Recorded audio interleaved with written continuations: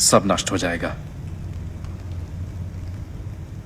तो फिर तुम्हें किससे इतना डर है?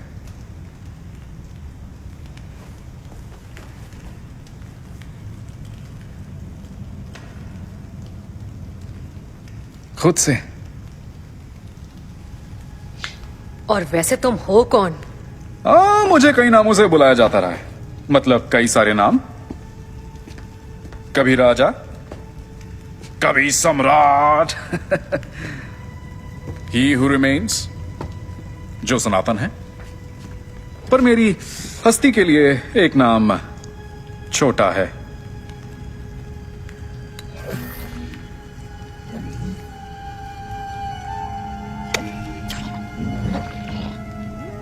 युगों पहले, टीवीए से पहले, मेरा ही एक रूप 31वीं सदी में पृथ्वी पे रहता था।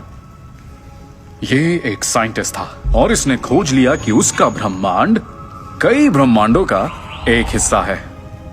ठीक उसी वक्त मेरे कुछ दूसरे अवतारों ने इस सच को समझ लिया।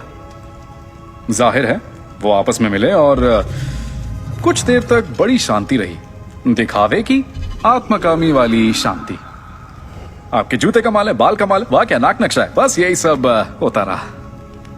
उन्होंने अपनी टेक्नोलॉजी को बांटा और ज्ञान को भी, अपने ब्रह्मांड की बेस्ट चीजों से एक दूसरे की मदद की।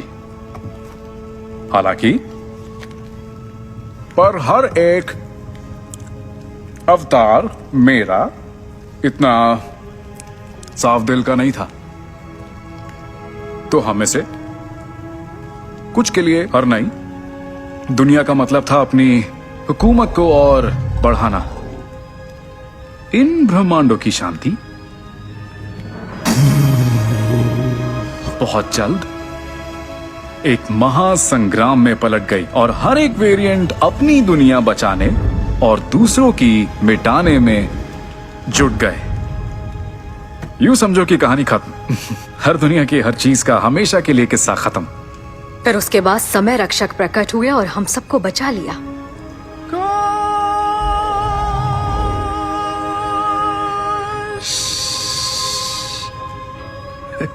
नहीं नहीं नहीं, यहीं से हमारा इतिहास अलग हो जाता है। मेरे पहले अवतार को एक ऐसा जीव मिला जो सृष्टि के सारे दर्द से जन्मा था, जो निगल सकता था समय और ब्रह्मांड को। और उस जीव को तुम दोनों जानते हो। गलायत। सही कहा। फिर मैंने उस जीव को काबू किया और अपने प्रयोग शुरू किए। उसे हथियार बनाया और खत्म किया। मैंने खत्म किया ब्रह्मांड का महायुद्ध।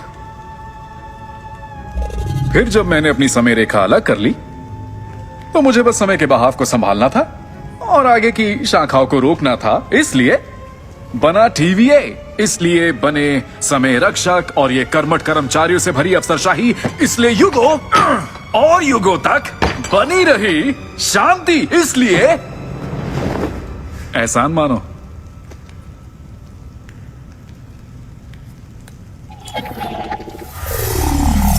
तुम आए थे एक राक्षस को मारने, क्यों? अब समझ आया कि मैं ही सबका रक्षक हूं। और अगर तुम्हें लगता है मैं दुष्ट हूं तो जान लो मेरे बाकी के अवतार अति दुष्ट हैं।